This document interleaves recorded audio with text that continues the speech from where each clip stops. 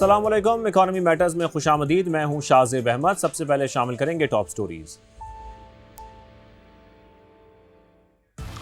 IMF के दौरे पाकिस्तान से कबल अहम पेशरफ्त। UAE ने पाकिस्तान का $2 अरब का कर्ज 2 माह के लिए रोल ओवर कर दिया। वजारत खजाना हुकाम के मुताबिक IMF प्रोग्राम के तहत फाइनेंसिंग के इंतजामात मुकम्मल कर लिए गए।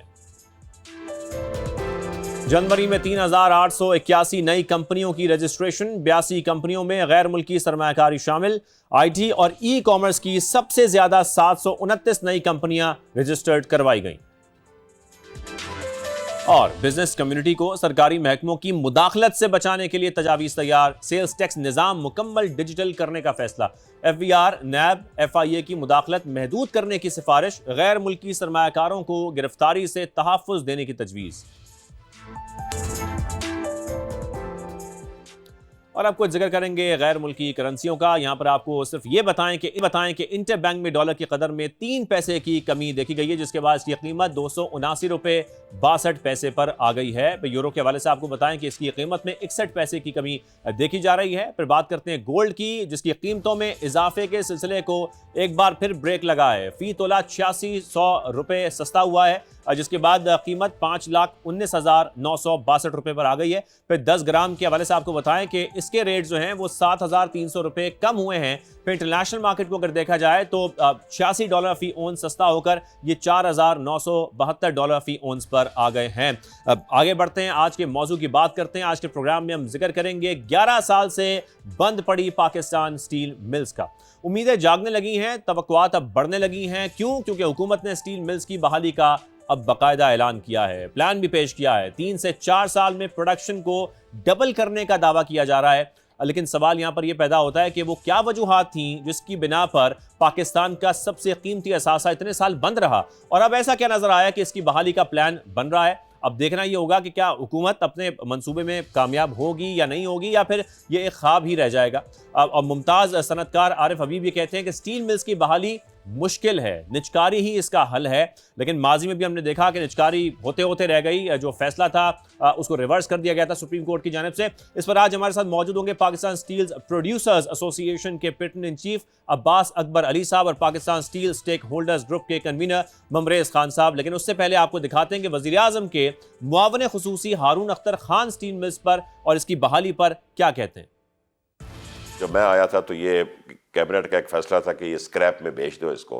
प्राइम मिनिस्टर ने उसको उठाया है और इस वक्त हमारे पास 5 पार्टीज हैं जो उसको रिस्ट्रक्चर, रिफर्बिश और रिहेबिलिटेट करने के लिए तैयार हैं। इस वक्त हमारी बड़ी सीरियस नेगोशिएशंस रशियन 2 पार्टीज के साथ चल रही हैं और हमारे पास पूरा एक प्लान है, 3 फेज़ का प्लान है। पहले फेज़ में हम जो यूनिट्स हैं जो बिलेट लेके आगे री रोल करती हैं और HRC बनाती हैं, उसको स्टार्ट कर लेंगे इंशाल्लाह। 12 से 24 महीने के अंदर अंदर कैश फ्लो शुरू हो जाएगा। सेकंड फेज़ में हम रिहेबिलिटेट करेंगे फर्नेस को, जो आपकी कैपेसिटी इंटीग्रेटेड यूनिट बना देगी, 1.5 मिलियन टन पर ईयर पे कर देगी। और थर्ड फेज़ में इंशाल्लाह 3-4 साल के अंदर हम ये कैपेसिटी 3 मिलियन टन पे लेके चले जाएंगे और इंशाल्लाह ताला ये प्राइम मिनिस्टर से हम इसका इफ्तिताह कराएंगे।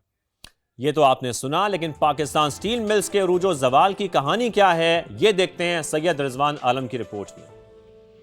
रिकॉर्ड तोड़ करप्शन, हुकूमतों की अदम तौजी, बरवक्त फैसला साजी का फुकदान, माफियाज की मिली भगत और सियासी भर्तियों का नाकाबिले बर्दाश्त बोझ, ये वो अनासिर हैं जिसने स्टील मिल जैसे काबिल फ़ख्र मंसूबे को दिवालिया कर दिया। बिलाशुबा पाकिस्तान का सबसे बड़ा सनती कॉम्प्लेक्स 19,000 एकड़ से जायद रकबे पर कायम पाकिस्तान स्टील मिल्स बाकायदा पैदावार का आगाज 1984 में हुआ। मुख्तलिफ नशीबो फराज से गुजरते हुए मुशर्रफ दौर तक स्टील मिल्स एक मुनाफा बख्श इदारा रहा। FIA की एक रिपोर्ट ये बताती है कि 10 साल में स्टील मिल से 20 अरब रुपए मालियत का खाम माल और स्क्रैप चोरी किया जा चुका है। स्टील मिल्स को बचाने के लिए हुकूमत को इसकी निजकारी का ख्याल आया, जो कर भी दी गई।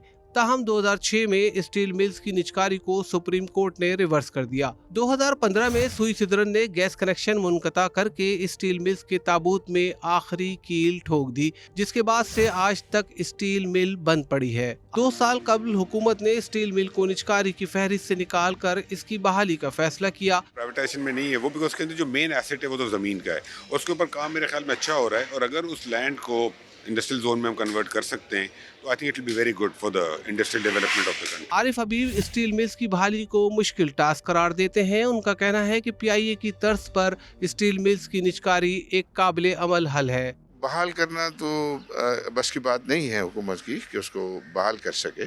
जितने भी अटेम्प्ट हुए हैं तो उसमें पैसे ज़ाय हुए हैं। अभी सारी टेक्नोलॉजी भी चेंज हो गई है और उसके लिए कोई बहुत ज़्यादा ज़मीन की ज़रूरत भी नहीं है। कम ज़मीन पे उसकी अच्छी मॉडर्न जो है वो स्टील मिल डेवलप हो सकता है। पाकिस्तान हर साल $3.5 अरब की स्टील मसनूआत दरामद करता है।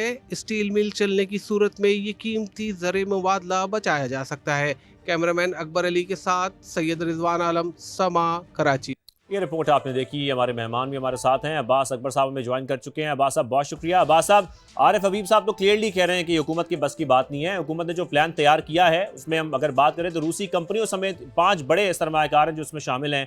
पीआई की निजकारी अभी हमने रिसेंटली देखी है जो बड़ी कामयाबी से हुई है, लेकिन क्या पाकिस्तान स्टील मिल्स की जो बहाली है वो वाकई मुमकिन आपको दिखाई दे रही है? देखिए, बहाली जो है स्टील मिल की वो बहुत मुश्किल है। सब कुछ हो सकता है या नीयत साफ हो, मगर हुकूमत के इदारे में रहकर वो बहुत मुश्किल होगा। डिसीजन मेकिंग सही नहीं होगी, स्लो होगी।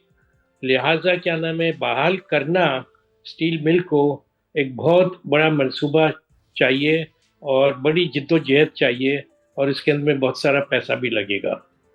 जब तक इसको क्या नाम है बहाल करेंगे और फिर निजकारी करने की बात करेंगे तो वो कोई लोग शायद लेना भी ना पसंद करें। बहाल ये है कि इनको इस तरीके से एज इज वेर इज इनको बेच देना चाहिए, प्राइवेटाइजेशन कर देना चाहिए, चाहे चाइनीज़ हो, रशियन हो या पाकिस्तानी ग्रुप हो, जिसको भी चाहिए ये इनको निजकारी अभी कर लेनी चाहिए। जिसके अंदर में जो प्रॉब्लम है वो ज़मीन का प्रॉब्लम है। ज़मीन के लिए मैं 3 क्या नाम है इसमें शिक डालना चाहता हूँ। किसी को भी प्राइवेटाइज करें तो इसकी ये कंडीशंस जो है कि ये ज़मीन कभी बिकेगी नहीं, ये ज़मीन कभी पावर ऑफ अटॉर्नी में चलाई नहीं जाएगी और ये ज़मीन किसी और मकसद के लिए सिवाय स्टील मेकिंग और एलाइड स्टील इंडस्ट्रीज़ को लगाने के अलावा और कोई इस्तेमाल नहीं कर सकता ये ज़मीन। अगर ये 3 शिक डाल दें तो फिर जेन्युइन क्या नाम है जो है लोग आ जाएंगे। अभी हर आदमी की नज़र होती है स्टील मिल की ज़मीन पे और ज़मीन के दाम बहुत बढ़ गए हैं। मेरे हिसाब से ज़मीन के दाम should be just 1 rupee, because जब वो बिकेगी नहीं, ट्रांसफ़र नहीं होगी। सही। अच्छा मेरा तो सही है। अच्छा, ये आपका ख्याल है? अच्छा, यहाँ पर एक कंपटीशन जो हमारा कमीशन है उसकी एक रिपोर्ट भी है जिसमें ये बाकायदा तौर पर सामने आया कि 2 बड़ी प्राइवेट कंपनियों पर 1.5 अरब का उनको जुर्माना किया गया है। और ये जुर्माना क्यों किया गया है? ये प्राइस फिक्सिंग की वजह से किया गया है अब्बास साहब, जिसको हम मोनोपोली भी कहा जा सकता है। तो आपको लगता है कि जो यूनिट्स हैं वो नहीं चाहते कि स्टील मिल्स की बहाली हो? आप इससे इत्तेफाक करते हैं? नहीं, देखिए ऐसी कोई बात नहीं है। ये जो 2 इंस्टीट्यूट्स हैं, आयशा स्टील और इंटरनेशनल स्टील्स, ये पब्लिक लिमिटेड कंपनीज हैं, प्रोफेशनली मैनेज्ड है और ये क्या नाम है जो है प्राइस फिक्सिंग इस मार्केट के अंदर में हो नहीं सकती है जब इंपोर्ट्स ऑफ सीआर और एचआर अलाउड है। सीआर कोई भी आदमी इंपोर्ट कर सकता है, एचआर भी कोई इंपोर्ट कर सकता है। लिहाजा ये कंपटीशन कमीशन ऑफ पाकिस्तान ने किस बुनियाद पर इनको क्या नाम है मोनोपोली करार दिया है वो क्या नाम है देखने की चीज़ है। बिकॉज ये दोनों इदारे प्राइवेट पब्लिक लिमिटेड कंपनीज हैं और इसको they are professionally managed and I don't think there is any monopoly or collusion for price fixing. It is a free market because imports are also allowed. Cold rolled steel sheets जो बना रही है, they are allowed to be imported. HR coils, they are allowed to be imported. So लिहाजा क्या नाम है जो है स्टील मिल का जो मसला है, मैं ये कहूँगा कि अगर बहाल करे भी तो Pakistan government should not give any sovereign guarantees, should not give any guarantees to any foreign entity, क्योंकि ये क्या नाम है जो है the people who are taking it privatisation के अंदर में उनके ऊपर होगा कि वो सरमाया लगाए, फॉरेन या लोकल, और इसको बहाल करे और इसको सही तरीके से चलाए। लेकिन आपके ख्याल में इसको प्राइवेटाइज कर देना चाहिए? अच्छा, क्योंकि आप इंपोर्ट्स की बात कर रहे हैं, पाकिस्तान अगर देखा जाए हर साल तकरीबन 3.5 अरब डॉलर की जो है वो इंपोर्ट करता है, स्टील मसनूआत की दरामद करता है। आपको लगता है कि ये दरामद ही ठीक है, या हम बहाल इसको कर देंगे तो हम ज्यादा फायदा उठा सकते हैं? नहीं, देखिए, इसके अंदर में मसला ये है कि आप अगर बेसिक स्टील बना के और उससे HR कॉइल्स बनाएंगे, HR कॉइल्स जो है वो पाकिस्तान में बनती नहीं है। अगर basic steel making blast furnace से और क्या नाम है थिन स्लिप कास्टर से और वो HR की कॉइल बना ले तो पाकिस्तान के अंदर में बहुत ज़्यादा ये है। मगर इनका जो रिकॉर्ड है ये है कि जी पहले 15 महीने में या 2 साल में इसको बहाल करेंगे, सिर्फ क्या नाम है इंपोर्ट करके, HR इंपोर्ट करके और CR बनाने के लिए। तो इसमें तो क्या नाम है जो है पहला ही स्टेप इन्होंने सही नहीं लिया है। पहला ही स्टेप होना चाहिए इस new investment into an HR mill, hot rolled strip mill. तो HR स्ट्रिप मिल होगी तो वो बहुत सारी पाइप मिल्स हैं, बहुत सारी क्या नाम है मोटर कार फैक्ट्रीज है, उनको ये क्या नाम है खाम माल मिल जाएगा। सही। अच्छा, अब क्योंकि अगर हम थोड़ा सा कंपैरिजन भी करें ना, अब तो अब्बास साहब, जैसे कि आलमी सतह पर अगर देखा जाए तो अब स्टील मिल्स को चलाना एक मुनाफा बख्श नहीं समझा जा रहा। यूरोपीय ममालिक की मिसाल हमारे पास है, भारत की मारूफ एक टाटा स्टील है, उसको भी मुश्किलात का सामना है। ऐसे में स्टील मिल्स की बहाली पर इतने अखराजात आपको लगता है जब किए जाएंगे, क्योंकि ज़ाहिर है हुकूमत ने प्लान तो बना लिया है, वो सूदमंद साबित होंगे आने वाले वक्त में? नहीं, देखिए, वो अगर प्राइवेट इन्वेस्टमेंट है तो वो जाने और उनका काम जाने। सही, ठीक है, बहाल कर लें, but with private investment, foreign या local. The government should not have any hand in allocating our nation's resources, very precious foreign exchange resources to बहाल करने के लिए पाकिस्तान स्टील को। अगर रशिया क्या नाम है लेना चाहती है तो रशिया ले ले और खुद अपना इन्वेस्टमेंट करें, खुद अपनी मशीनरी लाएं, and should operate like private investment, और प्राइवेट क्या नाम है वो मिल चला सकते हैं, उसमें कोई रुकावट नहीं होनी चाहिए। उसमें कोई रुकावट नहीं होनी चाहिए। अब्बास अकबर अली साहब, आपने हमें शो में ज्वाइन किया, बहुत शुक्रिया, और इस हवाले से आप हमसे तफसीलन बात भी कर देने का आपका बहुत शुक्रिया। अभी ब्रेक शामिल करते हैं, ब्रेक आप वापस आते हैं, इस गुफ्तगू को आगे बढ़ाते हैं।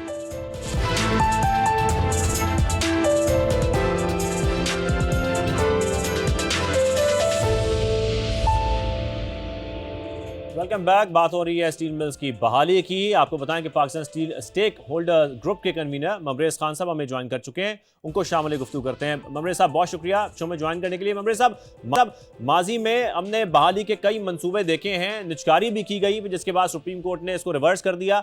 हुकूमत का ये बहाली का प्लान आपको किस हद तक कामयाब होता दिखाई दे रहा है, या फिर ऑप्शन यही बेहतर है कि प्राइवेटाइज कर दिया जाए? बहुत शुक्रिया जी समर टीवी का। सुप्रीम कोर्ट ने नजकारी का मामला रिवर्ट नहीं किया था, उन्होंने नजकारी को नहीं रोका था, उन्होंने गैर शफाफियत की वजह से शेयर परचेज एग्रीमेंट और लेटर ऑफ इंटेंट जो है वो कैंसिल किया था। बिल्कुल। स्टील मिल जो है ये एक मुनाफा कमाने वाला अदारा था 2008 तक, और ये जो 2008 से लेकर आज 2026 में ये जो steel mill factory leading to losses किसी ने इन्वेस्टिगेट नहीं किया। अगर ये करें तो इसकी सारी जिम्मेदारी वजारत सनअत और पैदावार पे है, जिन्होंने मनपसंद बंदे मुकर्रर किए स्टील मिल के बोर्ड ऑफ डायरेक्टर में और इंतजामिया में, और कभी उनका परफॉर्मेंस ऑडिट नहीं किया कि उनकी कारकर्दगी की जो कीमत पाकिस्तान स्टील मिल कौमी मईशत को और कौमी खजाने को अदा करनी पड़ी। पाकिस्तान स्टील मिल बहाल हो सकती है और मकामी हुनरमंदों की मदद से बहाल हो सकती है, मगर ये जो इस्लामाबाद में बैठे हुए पॉलिसी मेकर हैं वो प्राइवेट कंपनियों को, चंद कंपनियों को फायदा पहुंचाने के लिए इस तरह के प्लान बनाते हैं जो जिनका कुछ चेक एंड बैलेंस ही नहीं है। नजकारी में क्या था कि स्टील मिल की वैल्यूएशन नहीं हुई थी, इसकी वैल्यूएशन अगर करते और जो प्राइवेटाइजेशन का प्रोसेस था उसको प्रॉपरली करते तो ये हो जाती, मगर पाकिस्तान स्टील मिल को प्राइवेटाइज करना मुल्क से दुश्मनी होगी। क्यों? इसलिए मुल्क से दुश्मनी होगी कि ये अवाम के लिए था, मुल्क को इंडस्ट्रियलाइज करने के लिए था, इंपोर्ट बिल कम करने के लिए था और मकामी हुनरमंदों को उससे करने के लिए। हमें लेकिन ये ममरे साहब, दुनिया में इस बार जो प्लान है बहाली का, आपको लगता है कि उसमें शफाफियत होनी चाहिए और उसको यकीनी बनाया जाएगा? ये मौजूदा जो प्लान इन्होंने बनाया वजारत सनत और पैदावार का, जो मीडिया के जरिए से हमें पता लगा, ये फर्दर फाइनेंशियल डिजास्टर होगा, क्योंकि स्टील मिल की मकामी प्रोफेशनल मैनेजमेंट ही कोई नहीं है, नॉलेजेबल बोर्ड ऑफ डायरेक्टर नहीं है और कोई कंसल्टेंट नहीं मुकर्रर किया गया। मिसलीडिंग इंफॉर्मेशन दी गई है पार्लियामेंट्री कमेटी को, SIFC एपेक्स कमेटी को और कैबिनेट को। हम इसके लिए गवर्नमेंट की मदद करने को तैयार हैं। ये वन साइडेड ब्रीफिंग देते हैं। जनाब हारून अख्तर साहब को मैं अपील करता हूं कि आप आए स्टील मिल, हम आपको बताते हैं इसके फैक्ट्री, और इस वक्त स्टील मिल लुट गई है और किसी ने कोई पूछा नहीं है। फैक्ट्री लीडिंग टू लॉसेस, ये किसी ने इन्वेस्टिगेट नहीं किए। अगर मिल को बहाल करना है तो सबसे पहले आपको सनती अमन बरकरार रखना होगा। पाकिस्तान स्टील मिल और स्टील टाउन और गुलशन हदीद पे सनती अमन नहीं है। इन लोगों को इतना परेशान किया गया है कि आए दिन यहाँ पे प्रोटेस्ट होते रहते हैं और मौजूदा जो चीफ एग्जीक्यूटिव और बोर्ड ऑफ डायरेक्टर है वो इनके मुतालबात सुनने को तैयार नहीं है, हल करना तो दूर की बात है। Pakistan steel mill stakeholder ने इनको लिखा, CBA ने इनको लिखा कि जनाब हमारे साथ बैठे, मसाइल के हल करने में हम आपकी मदद करते हैं। हम मकामी हुनरमंदों से, ये जिस तरह से मैं अभी सुन रहा था कि जी वो रूस से, और भाई रूस जो है वो उस वक्त उन्होंने हमें मिल दी थी, रूस के साथ आपने किया क्या? सही। उन्होंने $95 मिलियन आपको 1986 में दिए, अनयूटिलाइज लैप्स हो गए 1995 में। 2003 में MOU किया, आप प्राइवेटाइजेशन पे चले गए। उसके बाद 2012-13 में हुआ। अब जो उन्होंने ऑफर किया मेरी तरफ से, मतलब पाकिस्तान की तरफ से पॉजिटिव रिस्पांस नहीं है उनको। उन्होंने 2024 दिसंबर में उनकी टीम आई, उन्होंने कहा प्लांट का टेक्निकल ऑडिट करें, कोई टेक्निकल ऑडिट ही नहीं है। दूसरी बात यह है कि स्टील मिल का फाइनेंशियल अकाउंट का डाटा जुलाई 2023 से लेकर 2026 तक आज तक कोई प्रोविजनल या बिल्कुल डाटा ही नहीं है। साहब, बहुत सारे पॉइंट्स हैं, जारी बात है आपकी बातें बड़ी इंपॉर्टेंट है, हम सुनना चाह रहे हैं मजीद भी, जारी बहुत सारे ऐसे पॉइंट्स पर हम गुफ्तगू करना चाह रहे हैं, लेकिन वक्त की किल्लत है। ममरे साहब बहुत शुक्रिया, आपने शो में ज्वाइन किया, आपके वक्त का शुक्रिया, ज्वाइन करने का शुक्रिया। अभी इजाज़त दीजिए, अल्लाह हाफ़िज़।